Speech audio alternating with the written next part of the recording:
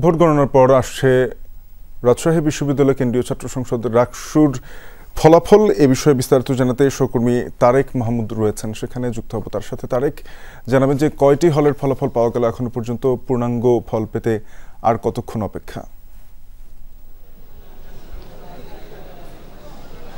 শাফিন, পূর্ণাঙ্গ ফল পেতে আরও 2 থেকে 3 ঘন্টা সময় লাগতে পারে, আমরা তেমনটি কিন্তু জানতে পেরেছি। এবং এখন পর্যন্ত মোট 6টি হলের ফলাফল আমি হাতে পেয়েছি।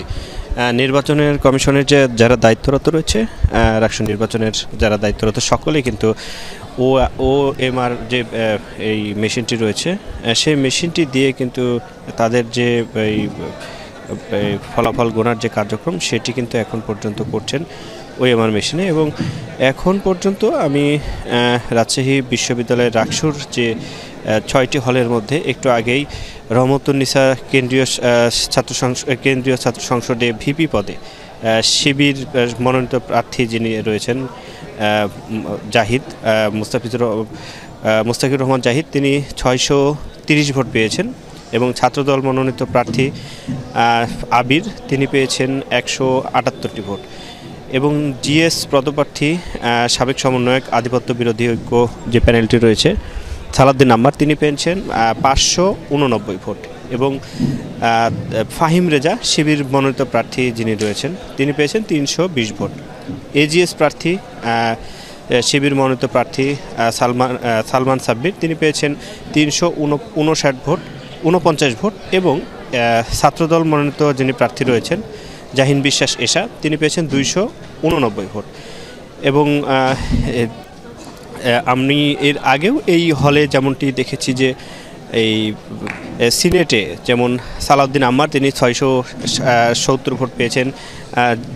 জাহিদ, যিনি শিবিরের মুস্তাফিজুর রহমান জাহিদ, তিনি 410 ভোট পেয়েছেন। এবং ফাহিম রেজা, তিনি 385 ভোট পেয়েছেন। এবং আকিব বিন তালেব, তিনি 315 ভোট পেয়েছেন। এবং এখন পর্যন্ত এই যে ভোট গণনার যে কার্যক্রম, সেটি কিন্তু চলছে। এবং আরও কিন্তু 2 থেকে 3 ঘন্টা সময় লাগতে পারে। এই 6টির মধ্যে যেমনটি হয়েছে যে শিবিরের 2 পদে কিন্তু এগিয়ে রয়েছে। এবং জিএস পদে কিন্তু সমন্বয়ক সালাউদ্দিন আম্মার, তিনি কিন্তু এগিয়ে রয়েছে।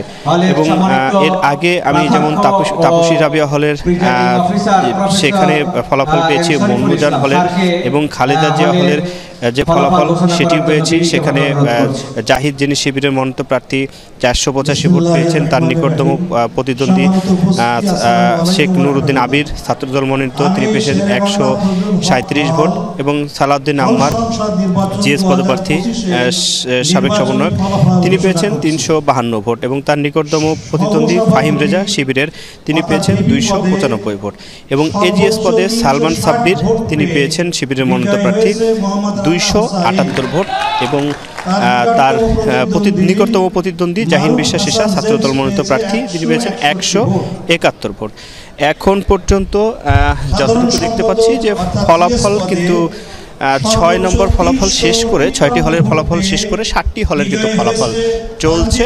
এবং আরও কয়েক ঘন্টা সময় লাগতে পারে বলে নির্বাচন কমিশনের যারা দায়িত্বরত রয়েছেন। এইমাত্র মেয়েদের হলের ফলাফল সেটি শেষ করা হলো, এখন ছেলেদের হলের যে ফলাফল সেটি কিন্তু করা হচ্ছে। শাফিন।